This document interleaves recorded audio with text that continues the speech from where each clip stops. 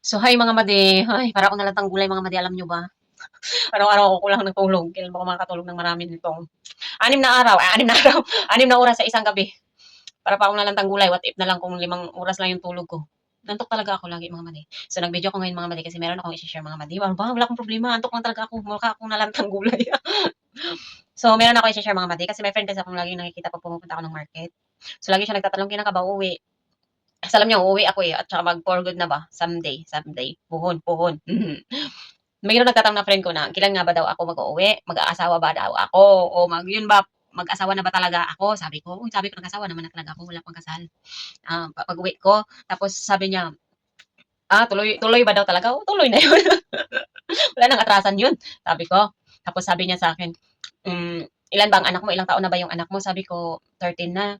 Tapos, ilan ba daw? Sabi ko, isa lang. Lagi talaga niya yan tinatanong pag nakikita kami. Sabi niya, bakit ka mag-uwi daw na may anak at bakit daw ako mag-for good na hindi na ba daw ako magtrabaho? Sabi ko kasi sa sarili ko, sabi ko syempre gusto ko din umuwi, mag-asawa man ako o hindi, basta plano ko talaga dati pa na pag natapos na akong nakatulong sa pamilya hanggang ganyan, nag-asawa naman ang mga kapatid ko.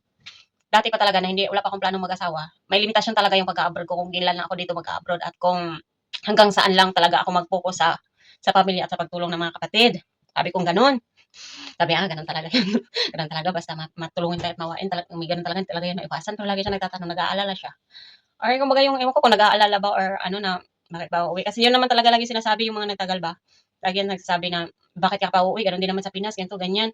Babalik ka rin. Sa bagay, para na sa akin, syempre, hindi naman siguro ako magpaplano na uuwi at mag-for good kung hindi ko naman talaga kaya ang buhay sa Pilipinas. Pinag-isipan ko na rin yan ilang beses kasi dati pa talaga hindi pa ako nagbalak na mag-asawa.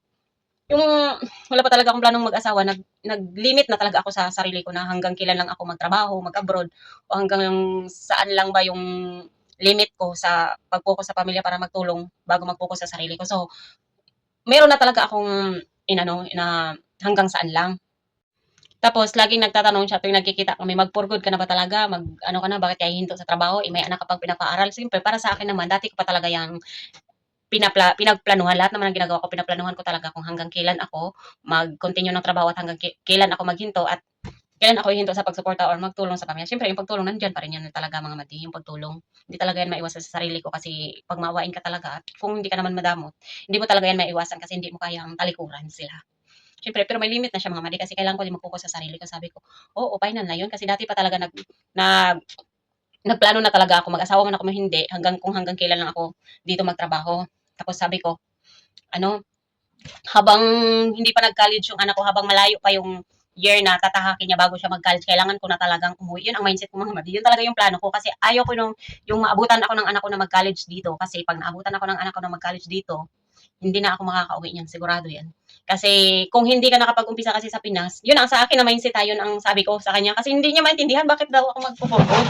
Kaya ko ba daw na may anak ako papaaralin someday daw ng college? Sabi ko, kaya yan kasi ang sa akin, yung anak ko hindi pa naman siya nag-college, high school pa naman siya, kaka-high school lang. So, ilang taon pa siya magka-high school bago siya mag-college. So, kailangan kong umuwi na para makapag-umpisa na ako doon bago hindi pa siya nag-college kasi kung nandito pa ako tapos magka-college na yung anak ko, hindi na talaga ako makakauwi noon. Madami na ako naobserbahan na gano'n na pag naabutan sila ng anak nila na mag-college, mahirapan na silang umuwi pag hindi ka nakapag-umpisa sa Pinas.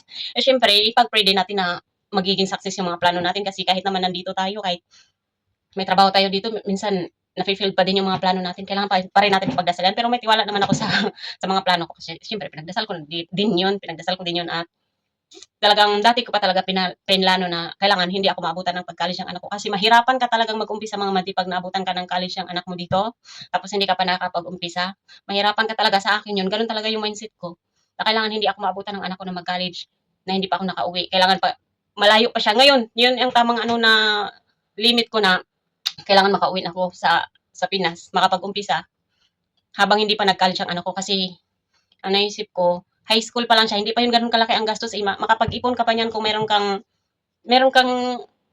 kung gusto mong makapag-umpisa kasi ganun din naman mga madi pag nandito ka sa abroad, mag-college yung anak mo, hindi ka rin naman makapokus sa sarili mo kasi mag-focus ka sa pag-aaral ng anak mo para sa college kasi malaki na yung gastusin ng college, so hindi ka na talaga makapokus sa future mo. O yung kumpara sa'yo, mahirapan ka na talaga mga madi. Kaya habang meron pa akong time na makapag-umpisa sa sarili ko kung anong gusto ko sa buhay ko kung doon sa Pinas. Um, inaano ko talaga mga madi na uuwi ako habang hindi pa nag-college yung anak ko kasi yun nga, pag naabutan ako ng anak ko na mag-college dito, mahirapan na ako mga madi mag-umpisa. Habang malayo pa siya, mga ilang taon pa siyang mag-high school, hindi pa ganun kalaki ang gastos, kailangan ko na talagang umuwi para mag-umpisa doon. Kasi ganun din naman, hindi ako uuwi. Naabutan ako ng college ng anak ko dito, hindi ako makapag-umpisa. Kaya habang makapag-umpisa pa ako, kasi parang hindi kasi nag-gets eh. Bakit daw ako uuwi na may anak daw ako nag-aaral? Sabi ko, ano, nakaplano na yun. Na uuwi talaga ako habang meron pa akong time mag-umpisa doon. Kasi yun nga ang mindset ko mga madi. Mahirap talaga mag-umpisa pag may college ka na anak, lalo na't ikaw lang ang mag-isa magsuporta sa bata. Mahirap siya. Kaya kailangan habang may oras at may panahon pa akong mag-umpisa sa Pinas bago mag-college yung anak ko, para para ang tawag nito, para maano ko siya mga madi na makasugod, ano ba yun? Makapag-umpisa ako bago mag-college yung anak ko. Kasi pag nag-college yung anak ko, nandito pa ako tapos hindi pa ako nakapag-umpisa sa sarili ko. Mahirap kasi mag-umpisa mga madi na wala ka doon. Tapos may mga plano ka na gusto mong ikaw talaga mismo ang mag-asikaso, ay mahirap siya umpisahan na nandito ka sa malayo. Tapos hindi ka makakapag-umpisa din kung malayo ka, kung madami ka pang aasikasuhin. Ba yun, hindi ko masabi sa ano ko, nandito sa isip ko, hindi ko maibigkas. Kaya sabi ko, aywan ko ba, basta nag-share lang ako kasi lagi niya talaga yung tinatanong sa akin pag nagkita kami, ay talaga, magano ka, bakit ka pa uuwi? Sayang yung sweldo mo dito. Sabi ng ganun. Sabi ko, hindi, dati pa talaga ako nagplano na talaga ako na kung kailan ako uuwi at hanggang kailan lang ako magtatrabaho na maglayo sa anak ko kasi syempre matagal din naman akong hindi nakapag-aruga sa anak ko mga madi. Matagal-tagal din talaga. Kaya hindi naman lahat ng oras at buong buhay ko ipokus ko lang talaga dito mga madi. Kaya kailangan ko din ng pag-alaga sa anak ko. Wala nang papa yan tapos hindi ko pa alagaan. Kaya sabi ko sa sarili ko, pag nagtrabaho ako, tuloy-tuloy ko talaga yan hanggat hindi ko matapos yung gusto kong tapusin. Kaya dati pa yan, sinasabihan ako, bakit lagi ka na lang ng ganito, ganyan, mag-ano ka din sa sarili mo, ganyan. Siyempre, para sa akin, nakikinig naman ako sa kanila pero ako pa din ang nasusunod kasi kung ano yung gusto ko, yun talaga yung sinusunod ko. Siyempre, ina-accept ko din yung advice ng iba. Minsan din, na-offend din ako kasi ito, puro ka na lang tulong. Hindi ka nag-ano sa sarili mo. Pero sabi ko sa sarili ko, okay naman ang ginawa ko basta masaya ako. Walang problema sa akin yun kasi hindi naman may iwasan sa iba yun na sabihan ka, puro ka na lang tulong, hindi mo inano yung isip mo. Sabi ko, siyempre, nag-iisip din ako para sa sarili ko. Pero yun nga, may limit din kung hanggang kailan lang ako tutulong, hanggang kailan ako pupukus, kung kailan ako mag-umpisa para sa akin. Kaya, sa iba na hindi nila maintindihan yung plano at mindset mo, hindi nila yung mag-gets. Pero sa ano na naintindihan nila yon, magigits nila yung gusto mo. Kasi ayoko kasi mga mati na. Ako muna ba?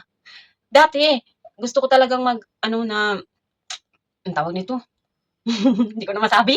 Ayun mga mati, hindi nila yun magigits yung point ko na siyempre sa time na meron ako kasi hindi nga natin alam mga madi, gusto ko talaga na bago hindi ko sayangin yung oras at panahon mga madi, malay natin hindi natin alam. Tapos magsisi tayo sa huli, mas mabuti na yung nakapagpasaya tayo ng tao at nakatulong. At least hindi natin alam yung buhay ng tao mga madi, naranasan man lang nilang maging masaya at na-feel nila na merong ikaw na nag-aalala at nag-aano sa kanila sa time na need nila. Kaya sabi ko okay lang yan kahit na hindi mo na ang sarili ko sa ngayon. Dati, okay lang yun kasi at least kung hindi naman na ako makatulong sa kanila, at least mag-focus ako sa sarili ko, naranasan nila naman na maging masaya at naging mapagbigay ako sa kanila. At least maintindihan nila kung mag-focus ako sa sarili ko, maintindihan nila kung bakit di ako makapagbigay. Yun ang ginawa ko. Yun ang plano ko talaga dati mga madi. Kaya sa ngayon, siguro alam ko naman naintindihan nila yun at na nagpo-focus ako para sa sarili ko. Pero yung iba na hindi nila naintindihan, tanong pa rin ng tanong kung bakit pa uwi, bakit ako titigil sa trabaho, ganito. Hindi nila naintindihan kasi iba-iba naman tayo ng plano at mindset. Pero nag-aalala sila, pero ako hindi man ako nag-aalala. Meron pa rin mga worries minsan, pero siyempre, tiwala naman ako sa sarili ko na kaya ko. Eh, siyempre, magsikap din tayo, huwag tayong tamad-tama rin. Kasi lagi talaga yan siya nagtatanong kaya napakwento tuloy ako. Ayun lang talagang purpose ko mga madi, bakit ako uuwi na meron pa akong anak na nag-aaral. Yun ang gusto ko mga madi, na hindi ako maabutan ng college ng anak ko dito. Kasi pag naabutan nga ako ng college ng anak ko dito mga madi, mahirapan akong mag-umpisa. Sa ngayon na malayo pa siya, siyempre may time pa akong mag-care sa kanya, mag-alaga habang hindi pa siya gano'n kaano na kasi sobrang tagal na din ng panahon na hindi ako naka ano sa kanya mga madi, nakasubaybay. Kaya habang hindi pa siya gano'n kabinata talaga, mahabol ko pa hanggang mahabol ko siya habang high school pa siya. Kailangan ko din mag-aruga sa anak ko at ano, bibuhos ko yung ano na hindi niya na naramdaman na pag-aalaga ko. Tapos, yun nga mga madi, marami kasi dito din na ano ko mga madi na hindi talaga madali ang magastos ng college. Kaya pag may college ka na nandito ka sa ano mga madi, mahirap din talaga siya. Napakalaking ano, tapos hindi ka pa nakapag-umpisa. Sa akin lang yun na walang offend dyan. Kaya kanya-kanya man tayo ng opinion. Para sa akin lang yun. Yun ang ano ko na kailangan ko habulin yung panahon.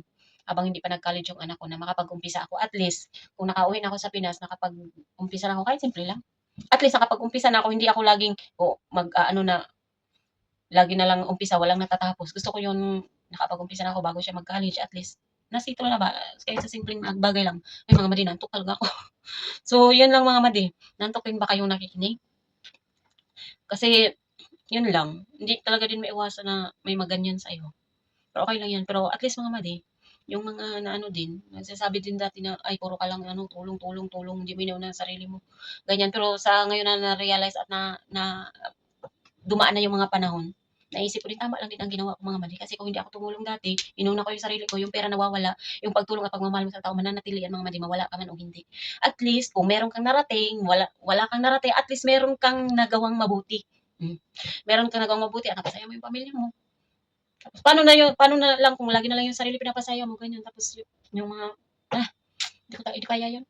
Kaya nga nagsikap ako kasi hindi ko kaya tumingin sa ano na may maghihirap. Gusto ko pag umangat ako, iangat ko din sila.